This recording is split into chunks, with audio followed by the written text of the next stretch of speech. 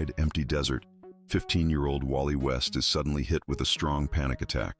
Red lightning and glowing images flash around him, shooting from his body like fire. Everything feels chaotic. His heart pounds, his breathing is quick and rough, and the world seems to spin around him. He tries to remember the calming tricks his mom taught him. Slow breathing, focusing on the present. But nothing helps. The storm inside him won't calm down. His thoughts move too fast, slipping away like sand blowing in the desert wind. 2 days earlier, rain pours down as Wally stands alone on some railroad tracks. He's soaked, lost in thought, and confused. Then, like a light turning back on, his mind clears. He remembers who he is, where he is. Without waiting, he starts walking back to Fort Fox, a military base hidden at the bottom of a mountain, the place he reluctantly calls home. By the time he gets there, it's well past curfew. The guards at the gate give him suspicious looks, ready to report him. But before they can say anything, a man steps forward. Barry Allen, a calm and confident scientist. Barry says a few smooth words, and the guards back off. He then walks Wally home. As they walk through the dim base, Barry gives Wally a small smile. They talk about how tough life is at Fort Fox, moving all the time, never knowing anyone, always trying to fit in. It's a lonely life. Barry gets it. He's lived it too. When they reach Wally's house, Barry suddenly says, "Want to see something cool?" Curious, Wally agrees. Barry leads him through winding paths and into the mountain. They arrive at a hidden research lab filled with high-tech machines. Barry calls it Project Olympus. Wally stares, amazed by the advanced technology. His head fills with questions. He asks what they're working on. Barry stays vague, only saying it's related to physics and biology. But it's clear he sees something in Wally, more than just a regular kid. Barry thinks Wally has real potential. He wants Wally to be part of the project. Wally is fascinated, starting to imagine what that could mean. Then reality hits hard. A loud, angry voice fills the lab. Colonel Rudy West, Wally's father, storms in. He looks furious. He scolds Wally for being out late and turns his anger toward Barry for bringing him there.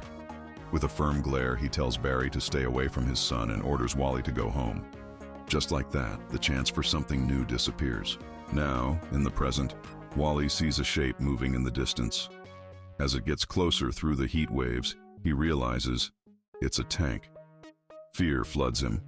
Before he can move, the tank fires a boomerang-shaped drone. It slices through the air toward him. Panicking, Wally runs toward a cave for shelter, but it's too late. The drone scans him, sends his info back to the tank, and returns to it. The tank doors open. 4 people step out. Their leader, a man called the captain, looks around carefully.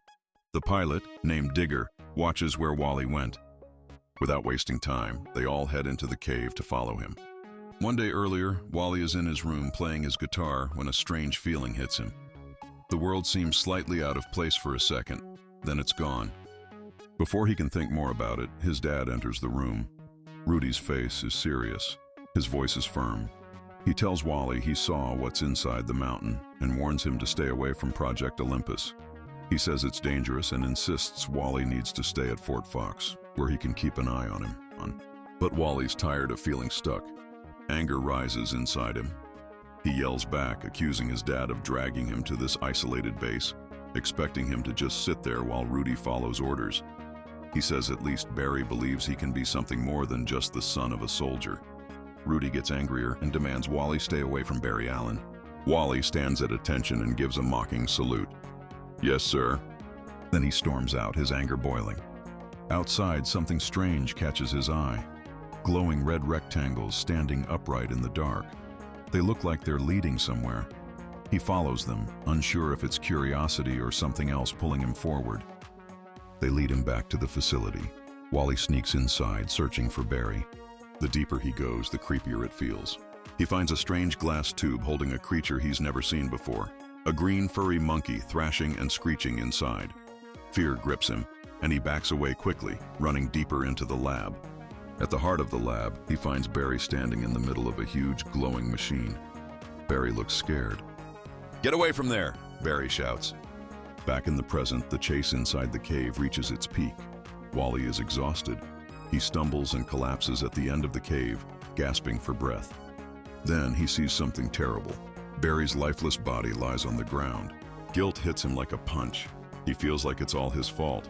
The weight of it crushes him. A year later, the lab is in ruins, a broken piece of the past. From the wreckage, someone steps out of a piece of reflective metal.